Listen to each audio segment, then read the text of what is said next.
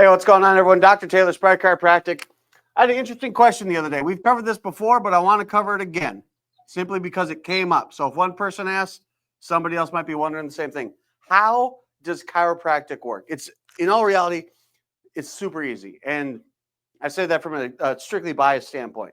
So it literally starts at conception, right? So you got one cell, you got another cell, blue and red on purpose, one from the loving mother, one from the loving father.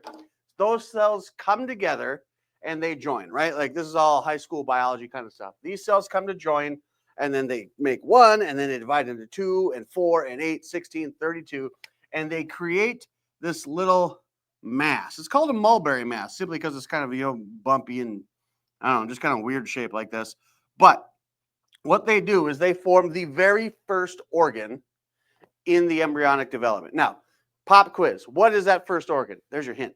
A lot of people say things like heart or maybe lungs, which are great guesses. It's not the actual correct answer. The first organ to form in your body is your brain. When you're a baby, and like I said, those cells come together, the brain is the absolute first thing to form.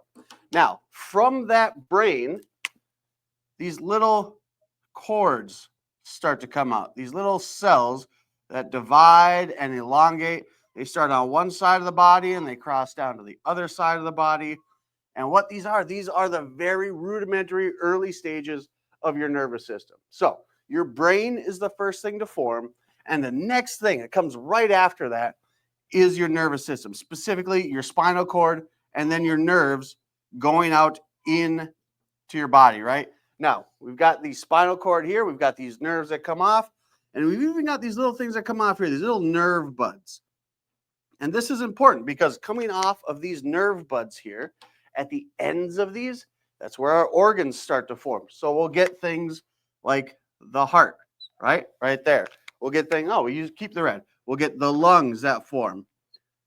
Coming off these nerve buds, we get a little bit lower down in the abdomen. We'll get our, intestines and things like that. So all of our organs are forming at the ends of these nerve buds, which come out of the spinal cord, which come directly from the brain. Now, this whole thing is so important, right? Specifically, starting with the very first thing to form with our brain. This thing is so important. It is the only thing in our body entirely encased in bone, right? So that way it's protected. The next closest thing is going to be our spinal cord. Now, this can't be solid bone because otherwise this flexible bony tube wouldn't be flexible, right? We wouldn't be able to move. But this cord is so incredibly important that it is also encased in bone, right? So we've got 24 individual movable segments in here protecting our spinal cord that goes up into our brain that's protected by our skull, right? Whoever designed this thing, God, Jesus, Buddha, Allah, whomever you want to believe, Mother Nature, whatever, whoever you want to believe was the creator of this human form knew that this thing and this thing were so important that they had to be protected, right? So what happens? We've got these 24 individual movable segments. Let's just take kind of a closer look into this joint segment here. If we've got a vertebra or a backbone right there, and we've got another one right there,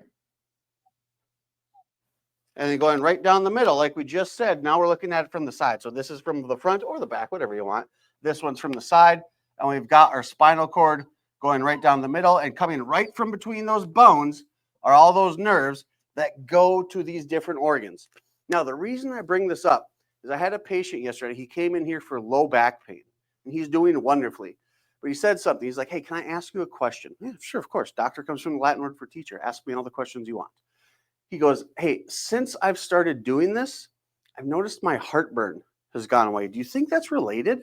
Of course it's related. And this is the exact reason why. Because again, brain up top, spinal cord going down off of these nerve buds. That's where his stomach came in, right? When it was being developed, right there. So he came in for low back pain. Obviously, the low back is the foundation and the structure of the whole thing. So we've been adjusting his mid-back also, and his heartburn went away. For the sole purpose, sole reason, that the messages in the brain are sent down the spinal cord, out the nerves, into the body, telling it what to do and how to do it. He had a subluxation, a bone out of place, a nerve being pinched right there that went to his stomach. He was getting heartburn. He is no longer getting heartburn. simply because we started adjusting his spine. Because what they found out through years and years and decades of study, if we take one of these nerves here, put a long one right there, these things are, for all intents and purposes, look at it like electricity. If we took a light bulb and connected it to this nerve here, there's electrical signals going through there, right? Again, not like Benjamin Franklin, kite in the sky electricity, but electricity. We've got power. That's a better word. We've got power going from the brain, down the spinal cord, through the nerve, into the body, powering the body. And what they've found is as little as the weight of a dime, putting pressure on that nerve will decrease the force going through that nerve. So in this example here, our light bulb is going to be dim. In his example, that light bulb, if you will, was his stomach.